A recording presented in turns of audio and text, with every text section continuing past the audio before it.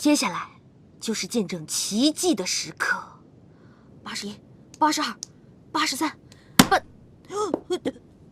张鹏鹏，你如此的不长进，你知不知道时日已经不多了？谁时日不多了？皇上，我肯定会长命百岁的。咱们俩有的是时间相处。张鹏鹏，你再这样下去是会亡国的。啊？这都哪儿跟哪儿的话呀？不用扯上亡国这么严重的事儿吧？朕倒想听听，有什么事是你会，而朕不会的？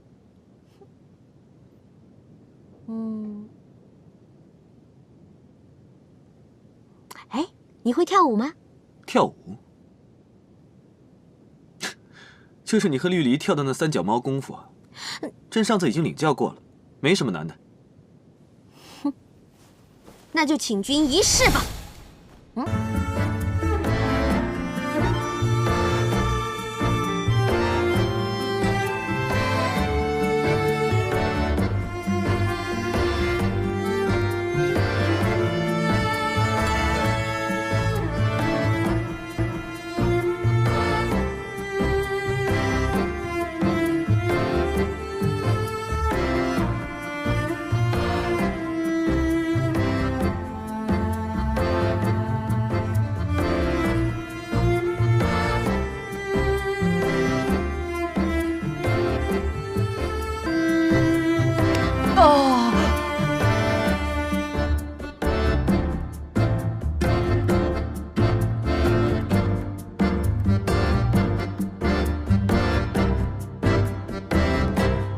九哥，难道你一直不婚娶，是对我？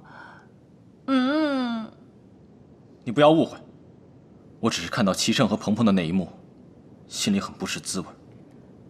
九哥，没事儿，为了你，我做这么点小牺牲是不要紧的，只是你不要伤心。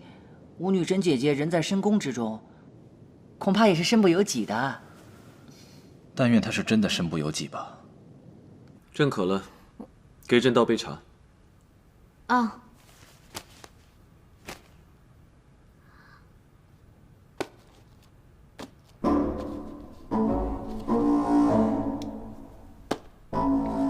皇上，茶倒好了，但是臣妾觉得这书甚是好看，你自己过来拿吧。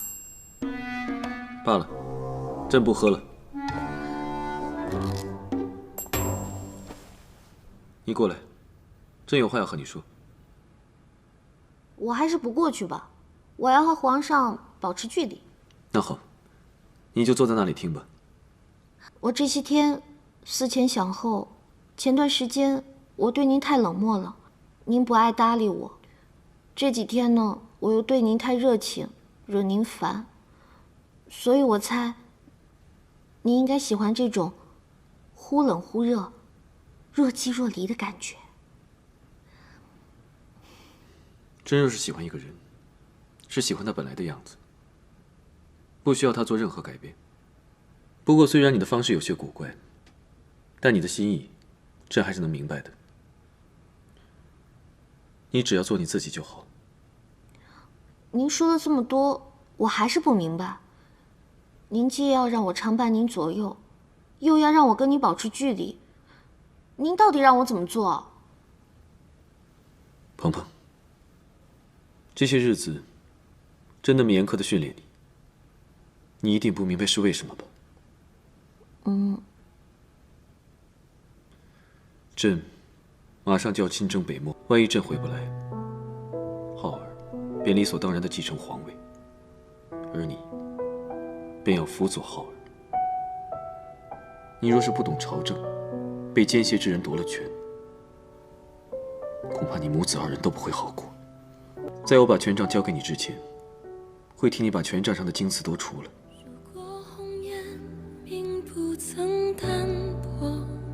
朕只想问你，你希望朕活着回来吗？我希望。娘娘，你醒啦！你今天气色可真好。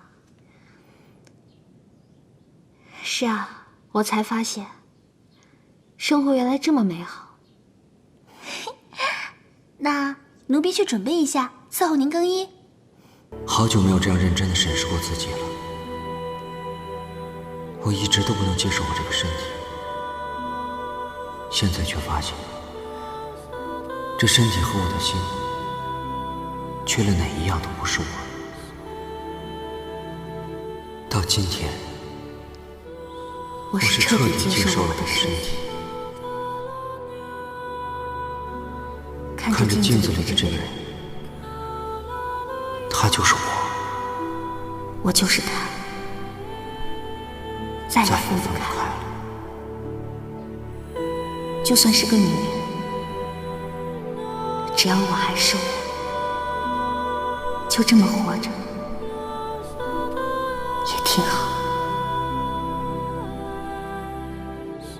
朕就要亲征了，钟爱卿还有何事要议？今日就都说完吧。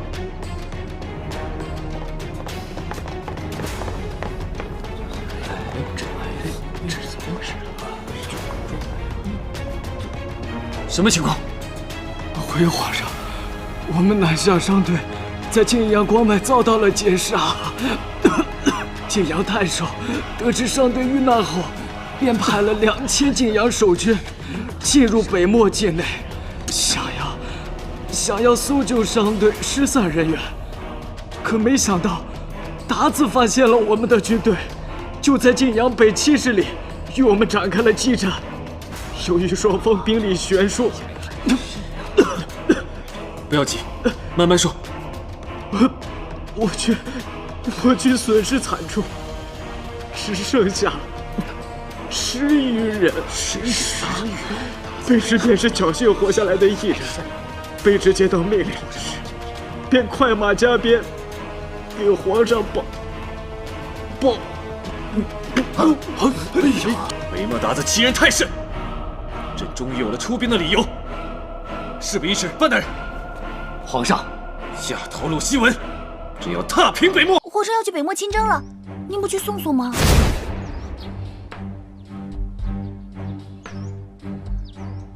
你怎么知道的？整个皇宫都知道了。这么快？齐胜他为什么这么快就走？齐胜他凭什么这么快就走？齐胜他怎么能这么快就走？人家还没有享受个几天呢。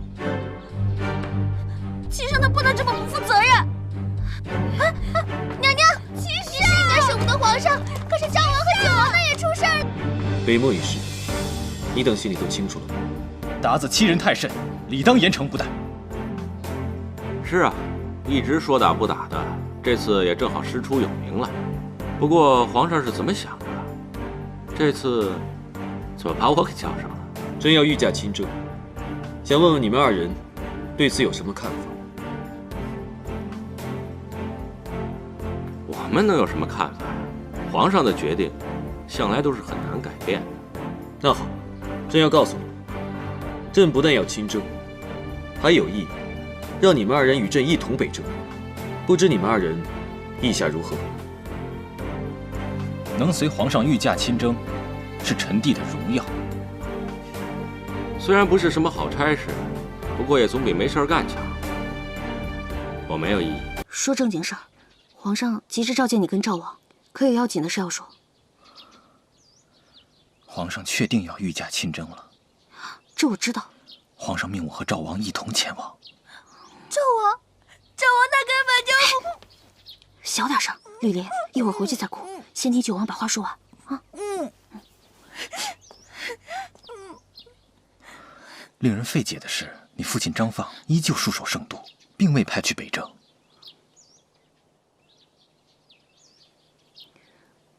齐胜定是担心你会联合张家的势力，趁北漠战乱起义，所以他把张家所有的兵力留在了圣都，让你失去所有的支持。事发突然，还有许多事情需要解决。鹏鹏，等我解决完所有的事情，再见你一面，可还方便？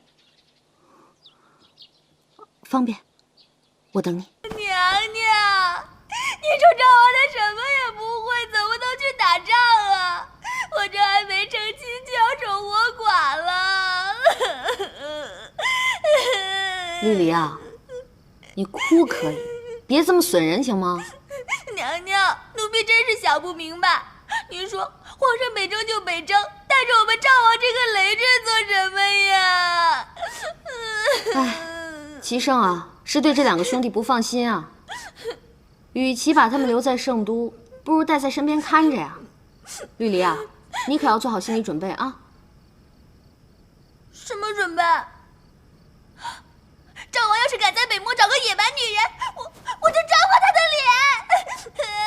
脸。我不是说那个，齐胜这次带着他们两个出征啊，都不用亲自动手，仅是兵荒马乱就足以让他们朝不保夕了。